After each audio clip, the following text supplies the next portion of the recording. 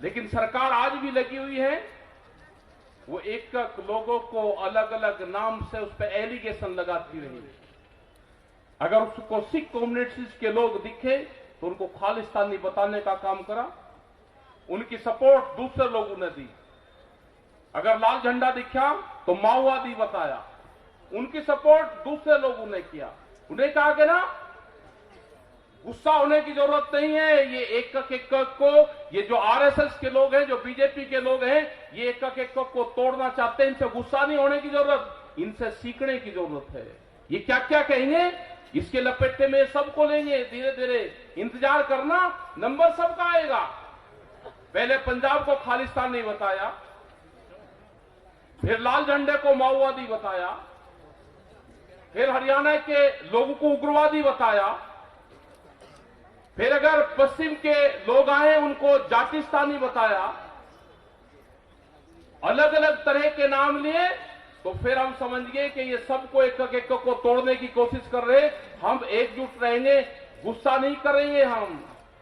और एक साल हमारा बहुत अच्छे तरीके से बीता। एक साल का जो कठिन सफर था, हमने कुर्बानियां दी, उन परिवारों को ने कुर्बानियां दी जो 750 किसान इस आंदोलन में शहीद हुए, जो मजदूर शहीद हुए, जो देश के नौजवान थे, जो भविष्य थे उन परिवारों का, वो शहीद हुए। इस आंदोलन की जीत का अगर श्रेय जागा तो उन शहीद परिवारों को जाएगा। इस आंदोलन में अगर कुछ घटना घटित होगी तो उसकी जिम्मेदारी संयुक्त मोर्चे की होगी। सरकार अभी धोखा कर रही है, अभी सचेत रहने की जरूरत है। अभी सरकार ठीक लाइन पे बातचीत को नहीं आई।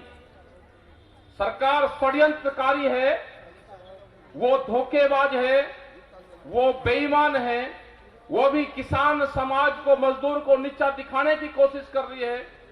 आज भी वो इस शिक्ष में है कि किसानों को कैसे नीचा दिखाकर इनको घर भेज दिया जाए। अभी उनका प्लेटफॉर्म साफ नहीं है, उनके मन साफ नहीं है, अभी वो बातचीत करने को कोई तैयार नहीं है। अभी हमारे मुद्दे हैं। ये कहते हैं कि अभी 10 दिन का एक एलिगेशन सम्मेलन चलेगा, एलिगेशन सम्मेलन, उसमें सचेत रहना हमको, सबको घबराना नहीं। अभी चलेंगे, जितने भी हमारे पेपर के साथी हैं वो एक ही क्वेश्चन आपसे करेंगे कि 3 कानून वापसी हो गया, आप घर क्यों नहीं जा रहे। ये 10 दिन का अभियान चलेगा, उसमें सचेत रहना, घबराने की जरूरत नहीं उससे।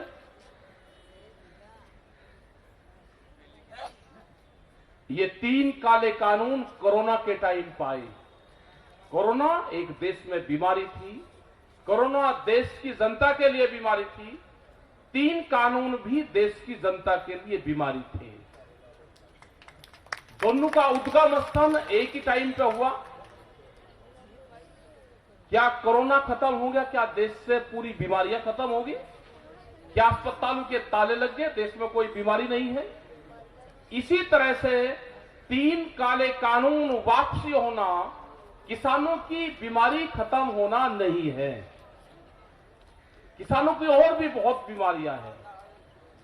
सबसे बड़ा इशू एमएसपी, और एमएसपी के सबसे बड़े वकील रहे हैं देश के प्रधानमंत्री नरेंद्र मोदी।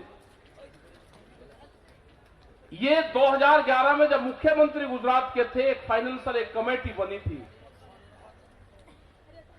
कई मुख्यमंत्री उसमें थे और भी एक्सपर्ट लोग थे। उस टाइम की सरकार ने इनको जिम्मेदारी दी थी कि एमएसपी पे क्या करना चाहिए, वो ड्राफ्ट तैयार करो।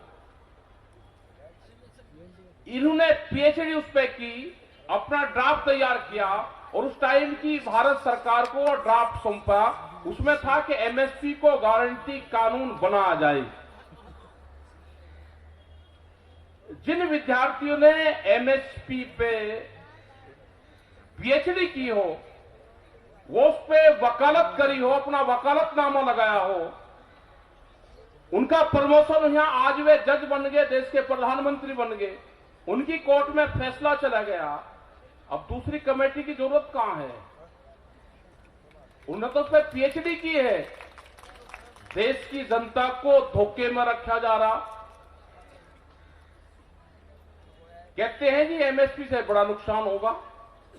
आप कहो ना, एक्सपर्ट क्यों कुआ रहे हो कि धोखा होगा?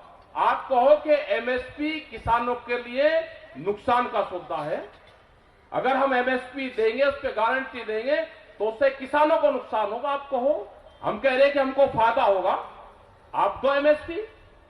लेकिन एमएसपी इसलिए नहीं देना चाहते कि बड़े व्यापारी जो उद्योगपति इनके हैं, उनके गोदाम बनवा दिए, सस्ता अनाज खरीद के उन गोदामों में भरा जाएगा, देश के किसानों की अनाज की लूट होगी, इसलिए एमएसपी देना नहीं चाहते।